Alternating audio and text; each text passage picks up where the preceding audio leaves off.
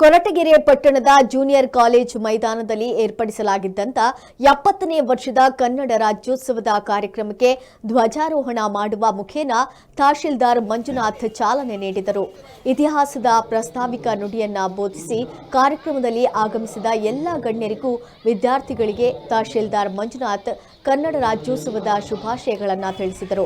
ಈ ವೇಳೆ ವಿವಿಧ ಕ್ಷೇತ್ರಗಳಲ್ಲಿ ಸಾಧನೆಗೈದ ಸಾಧಕರಿಗೆ ಕನ್ನಡ ರಾಜ್ಯೋತ್ಸವ ಪ್ರಶಸ್ತಿಯನ್ನ ನೀಡಿ ಗೌರವಿಸಿ ಸನ್ಮಾನಿಸಿ ಸತ್ಕರಿಸಲಾಯಿತು. ಕೊರಟಗೆರೆಯ ಇತಿಹಾಸದಲ್ಲೇ ಪ್ರಪ್ರಥಮ ಬಾರಿಗೆ ಕೆಎಸ್ಆರ್ಟಿಸಿ ನಿಲ್ದಾಣದ ಮುಂಭಾಗದಲ್ಲಿ 58 ಅಡಿ ಎತ್ತರದ ಧ್ವಜಸ್ತಂಭದಲ್ಲಿ 12 ಅಡಿ ಉದ್ದದ ಅರಿಶಿನ ಕುಂಕುಮವನ್ನು ಹೊತ್ತು ಕನ್ನಡ ಬಾವುಟ ಆಕಾಶದ ಎತ್ತರದಲ್ಲಿ ಹಾರಾಟ ಮಾಡಿಸಲಾಗಿದೆ.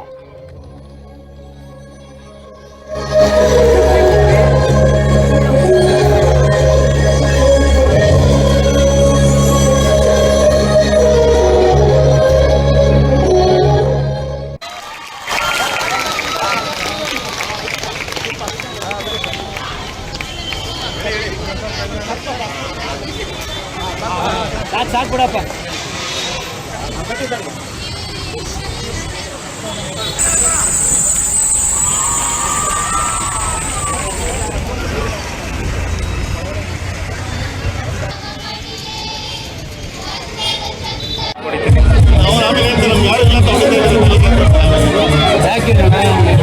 ಯಾಕಿಲ್ಲ ಸತೀಶ್ ಅವರಲ್ಲ